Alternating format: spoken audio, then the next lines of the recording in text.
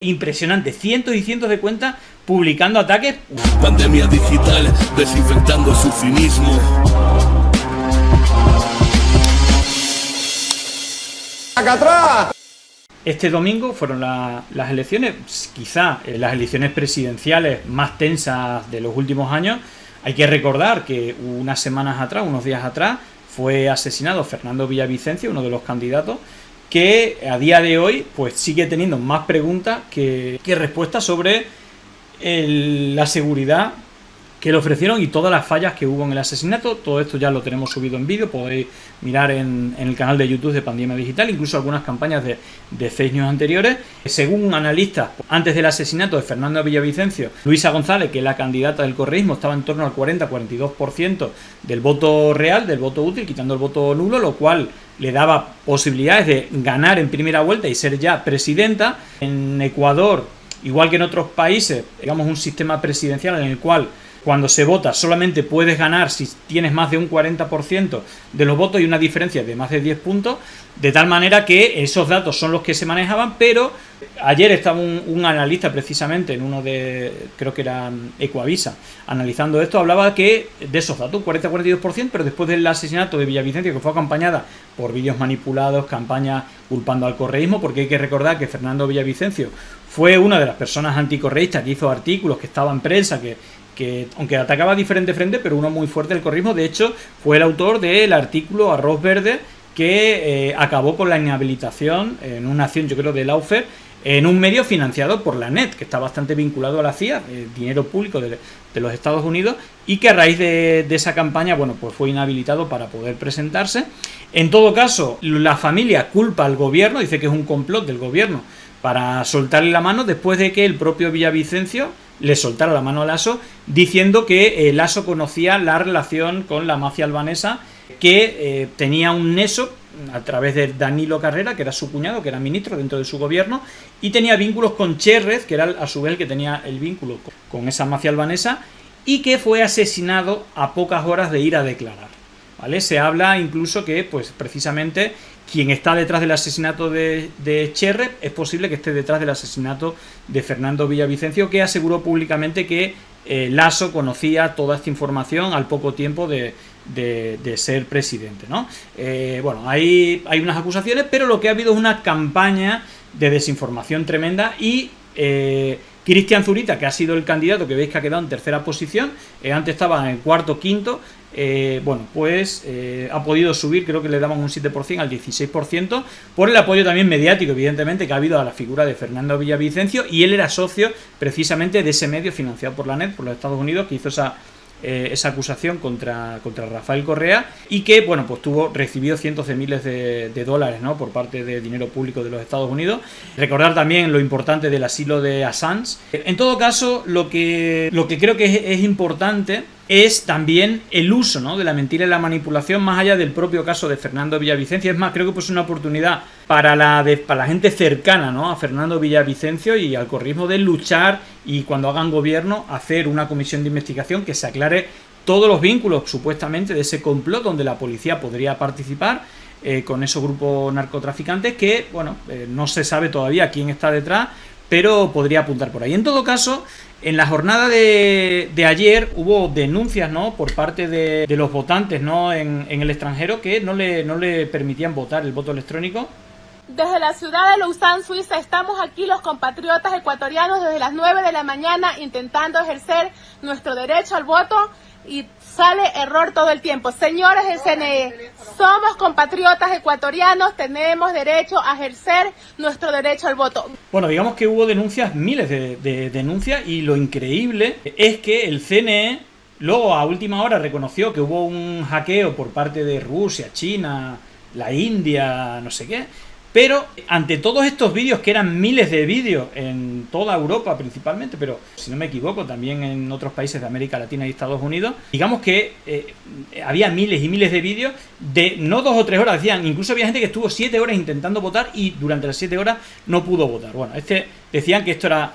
Cuando son las casi 10 de la mañana, hora de Madrid, estamos aquí muchos ecuatorianos que se han apostado en la Casa de Campo, donde fue el último recinto electoral que se hizo para sufragio presencial. Hay muchos... Bueno, le ponen aquí con una cara dura que es falso, cuando luego han tenido que reconocer que la página web tuvo un ataque, un hackeo, pero tienen aquí la cara dura de decir que se realiza con normalidad cuando evidentemente no se realizó con normalidad. No sé si nos vamos a la web, pueden hablar de este hackeo que hubo. Es verdad que las votaciones normales se ocurrieron con normalidad, pero si no me equivoco fue el propio CNE que informó del voto exterior y el hackeo, ¿no? que pudo tener. En todo caso, es un porcentaje, digamos que no es el principal. Bueno, estos son los datos oficiales. Creo que se habló, hubo 123.000 inscritos, solamente pudieron votar 51.000, que es menos del 50%, es decir, hubo muchísima gente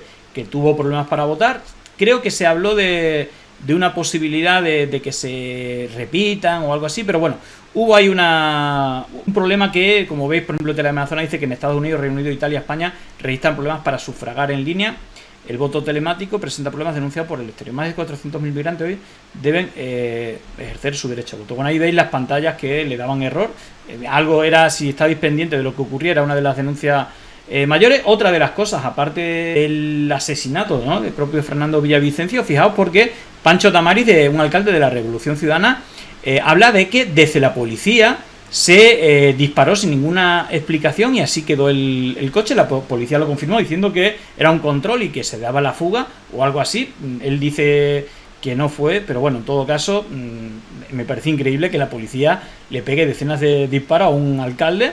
Y esto, bueno, hablamos que el propio Novoa también recibió un ataque de este tipo, o por lo menos así lo denunció, y no sé si esto también le pudo beneficiar, pero en todo caso, fijaos, más allá de todas las fake news que ya hemos analizado y sobre todo del asesinato de Fernando Villavicencio, mirad, porque esto ya son las últimas semanas, incluso cuentas que ya hemos analizado dentro de esta red de tuiteros democráticos, que lo que difunden son noticias falsas. Fijaros, estamos hablando de miles de tweets, miles de retweets, y con algo tan burdo como esta imagen del 2007 en Colombia, una movilización masiva, y precisamente esto empezó a moverse después de que, bueno, pues al final esta candidatura pues no convocara a tanta gente. Fijaros el cierre de campaña en Quito, con no mucha gente, ¿no? Y bueno, digamos que fue uno de...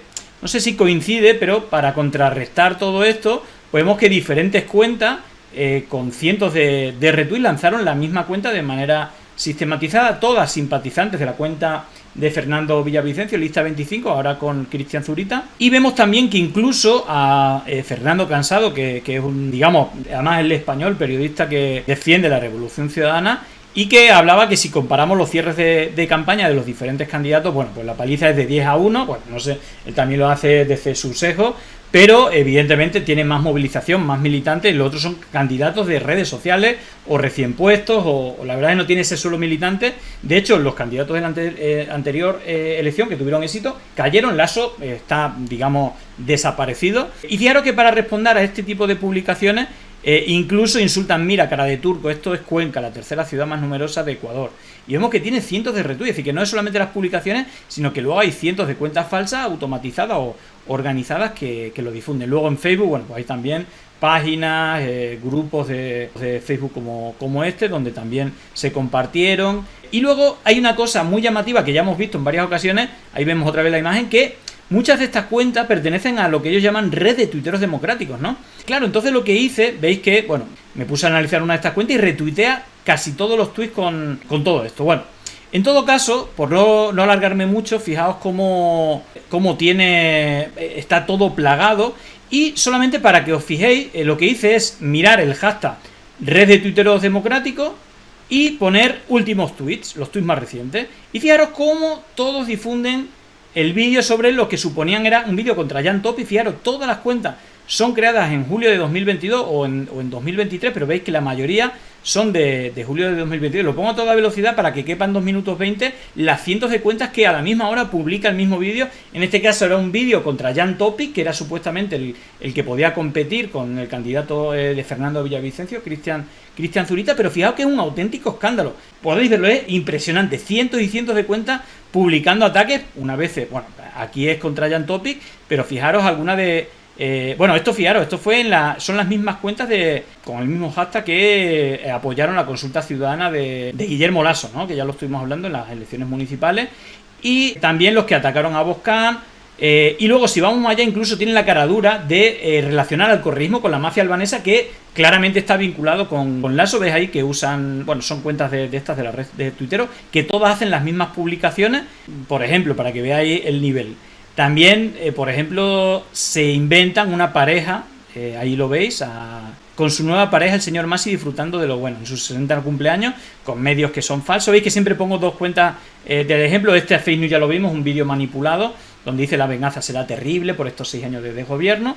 Bueno, ya hemos visto cómo a nivel internacional se ha movido ese vídeo manipulado. Y luego, usando la misma terminología que en la campaña electoral de hace 2 años presidencial por parte de Lasso, llamarle Lelo y quiere desdolarizar. En este caso, ahora le llaman Lelo a Arauz y Lela a la candidata, ¿vale? Veis que todas estas cuentas usan la misma retórica. Incluso, bueno, pues veis que si nos vamos tiempo atrás a estas cuentas, pues antes apoyaban a Lasso. Bueno, hay que defenderse de los correístas que quieran rebotar la democracia. Bueno, fijaros cómo ha defendido la democracia, incluso al mismo tiempo que hace desaparecer la educación pública en la universidad. Hablan aquí de las inversiones que está haciendo en educación pública, cuando es justo lo contrario. Incluso si nos vamos a miembros de la red de Atlas Network que preside Guillermo Lasso, Ecuador Libre, vemos que uno de los directores de esta fundación, Carlos Andrés Vera, son retuiteados masivamente por estas cuentas, y lo veis, en su momento también lo vimos. Bueno, al final, algo que es totalmente brutal, fijaros incluso como esta cuenta que os hablo, Andrés no mientras, otra vez, en vez de Andrés no mientras, otra vez hubo 30.000 retweets, todas con el mismo error de ortografía, y que Polificción, que es la cuenta de Andrés, incluso este también está vinculado con fundaciones de Atlas Network, pues son las cuentas que tienen el mismo error ortográfico. Bueno, en todo caso, fijaos el impacto. Estas son las cuentas que reciben más retweets de esa red, más de 50.000 tweets, ¿veis? Más o menos, y estas son las cuentas más importantes, pero sobre todo, más que las cuentas que reciben retweets, lo importante es que hay miles de cuentas de esta red que difunden. Incluso, fijaos lo alucinante que el propio Zurita retuitea estos tweets de esta red, tuiteros democráticos, y las cuentas de red tuiteros democráticos retuitean los bulos, como este vídeo manipulado de Cristian Zurita vinculando con el narcotráfico al correísmo, que ya AFP y otros fact-checkers desvincularon. Bueno, repaso rápido de lo que ocurrió. Bueno, luego estas cuentas, fijaos también cómo envían exit poll falsa o encuestas diciendo que el 82% de los presos de la cárcel votarían por el correísmo.